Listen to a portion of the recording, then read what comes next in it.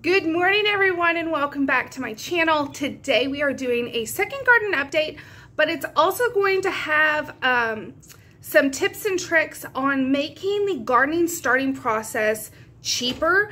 If you have followed me at all over the years, then you know I am not about spending unnecessary money. I am about reusing, repurposing, and being cheap.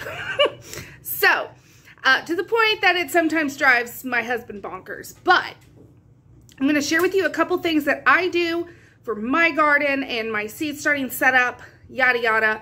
And we're also going to talk about hardening off plants. So I hope you stick around and let's dive right in because I have a lot to show you.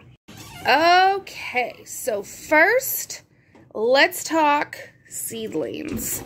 So I have a lot of seedlings. Now, you'll hear a lot of people talk about putting a fan in their setup area so that the little stems will get some wind resistance and just make them stronger. I don't have a fan, but I will open up these doors. I keep them shut for part of the day because I do have a water heater in here. And so between that and the lights, it is the perfect environment for growth. I'm having the best growth that I have ever had in starting seeds. But there is an air vent behind me up on the ceiling, and so it actually blows down right on the plants. So it's kind of perfect. But I just want to give you a quick little tour of what I have going on. So I had almost 100% germination. Let me start by saying that. There were only a couple things that did not grow, and that is tarragon, summer savory, which I'm going to try to plant the summer savory direct sow it because it says you can. And then which basil is this? The lime basil. I have 6 plants, but they are very slow growing compared to my mammoth basil, and I have the Genovese basil. I have some other basil. So the Thai basil, that's the other one. And I don't see where, I think this is the Thai basil, or no, this is the Thai basil. And I'm also being, oh no, that's large leaf basil. I lied. So this is the Thai basil. But no, it's right there. That's the Thai basil. But everything's labeled. So I'm super proud of myself that I've actually labeled everything this year. But anyway, so just those couple things did not grow. I do still have some slow starters, but for the most part, everything, as you can see, is doing amazing. We're going to get ready and we'll be transplanting these. So these are actually, I'm not sure what they are. When I up-potted some of my plants, because whenever we first started the seed starting, I would put 4 in each pod. And then once they got big enough, I transplanted them to where each one had its own thing. Well, these came up after, so not quite sure what they are. But some things that were still small, like this is the orange thyme, it's doing great. But I did leave it alone and just made sure it had enough room to do its thing. Same with this. But for the most part, everything has its own thing going on. These, which they need watered, I bought them water. But these are tomatoes. I had started them down on the bottom, but I didn't lower my lights, and so they got really leggy. So to fix that, all I did was repot them, bury them to just below the leaves, and now they look perfect. And I also, of course, I have the light really close to them, and I'll raise the light up once they fill out a little more. Down here are all my peppers, and I think I have a couple, like here's a basil, There's some basil back there, and then I have a couple eggplants as well up top and over here. They're just kind of scattered, but for the most part, this is all my peppers. The only peppers that did not germinate are the pimentos, which I've tried to grow for 3 years now and have yet to get a single sprout of pimento peppers. And all I want to do is clean them up in little 4-ounce jars so that I don't have to buy them the once in a blue moon that I want to buy them. But it seems I'm going to have to keep buying them because I can't get them to sprout. And then I ended up only getting, I think, 1 paprika pepper. And then there is another pepper, one of my hot peppers. I ended up only getting, I think, 1 to germinate. But as you can see, everything else is happy, healthy, and doing fabulous.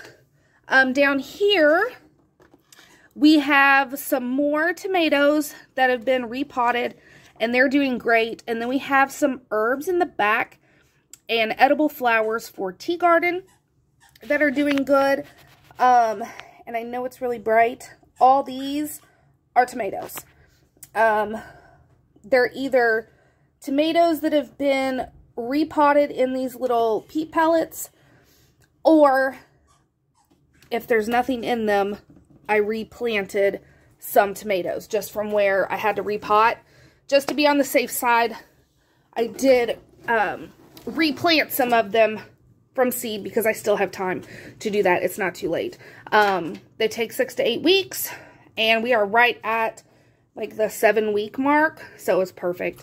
I did that over the weekend, but some of these are going to get repotted today, like my marjoram, which is doing amazing. The leeks need to be repotted. Same with my artichoke.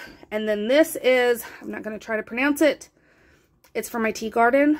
That's going to get repotted, and probably the basil. But this is only part of what I have. Okay, so out here we have some more. I have some hardened off plants that also got repotted. So we have some sprouting broccoli, mammoth dill. This is broccoli. This is fennel leaf, and more dill. Those have been hardened off, and they are growing great. And then these are more cauliflower, broccoli, and Brussels sprouts. Cauliflower, broccoli, and Brussels sprouts. So these I actually got today because I can't help myself. They were so beautiful. It's one of the things I didn't grow this year, I've just forgot, is flat leaf parsley. So I got 2 flat leaf parsleys. And then the only time I grew, because again, I forgot, is the orange thyme. So these are 2 lemon thymes, and they smell amazing. And then 4 romaines, which I'm going to plant my own greens, but again, they were just so beautiful. I couldn't not get them. As far as the cold weather stuff, I have the golden Pascal celery that isn't doing great, but the Utah tall and the pink are doing really well. They're just being really slow. And then I have strawberries. So these, I got these today because I couldn't pass them up. They all have strawberries on them. You got to see my little outdoor setup. Now, what you might have noticed is I utilize milk jugs. So, it is super easy to make a milk jug into a winter sowing greenhouse, or just making it into a pot. Poke some holes in the bottom, and then I always cut it right below the handle. The clear ones make great greenhouses. Just stick the top on once you sow your seed, and then you have a greenhouse. Or if you get the ones that are opaque, those, well, and these are great to just make into a pot. I've been doing it for years. And if you have kids or just drink a lot of milk, you always have milk jugs. So why not repurpose them? So that is a free way to sow seeds and have pots, as well as like lettuce containers. I actually have a spinach container in my fridge that's going to get ready and be a pot. They already have the holes in them. It's just, it just makes sense. So that's one of the things that I do. The other thing I do, I don't know if you noticed, but like down here, those are old Bonnie pots from where I bought pots or bought stuff at the store over the years. I just save all of them. They all get saved, and then like I don't have a cool setup. I mean, my lights are kind of cool, I guess, but that's an old box to make sure it's, you know, close enough to the light. And when they get big enough, I'll take the box away. And I already had the shelving, so that was essentially free. Except for I did have to buy the lights, some of them I had. And I got the lights. It was a set of 6 for, I think, 30 or 40 bucks on Amazon, which they work great. I have 0 complaints so far. I did just buy them this year, but so far, 0 complaints. And they were a really good price. But yeah, like if there is anything I can stress to you, it is don't let money stop you from starting a garden. Same with space. I mean, you saw all the stuff I had out there, and that's a little deck. And last year on that deck, it was filled with plants because it gets 6 hours of sunlight, which is perfect for half sun plants, and it's the minimum for a full sun plant. So I had eggplants out there. They did great. I had part sun plants. They did great. So don't let any of that stop you. Okay. So let's talk hardening off. It is something that no gardener I have ever heard say, I enjoy the hardening off process. It sucks. I'm just going to be blunt. Throw it out there. If you have never done the hardening off process, it stinks. But it is like I said, a crucial step in getting your plants, your beautiful seed babies, from point A to point B. Point A being whether that's a greenhouse inside or outside, under grow lights, in a sunroom, it does not matter. Unless your seeds started outside in the elements, they will need to be hardened off. Because otherwise, you have like a 99% chance that they're not going to survive. They're not going to thrive. Because being underneath direct sunlight is going to burn them. They can get wind burnt. It just don't do it. So, the way it works, it's monotonous work, but it's worth it in the end. You start off by letting them stay outside, not in direct sunlight. So I like to choose either a cloudy day, not raining though, but a cloudy day, or wait until the sun isn't at its highest. So either the beginning of the day or the end of the day, I will set them out for 1 to 2 hours.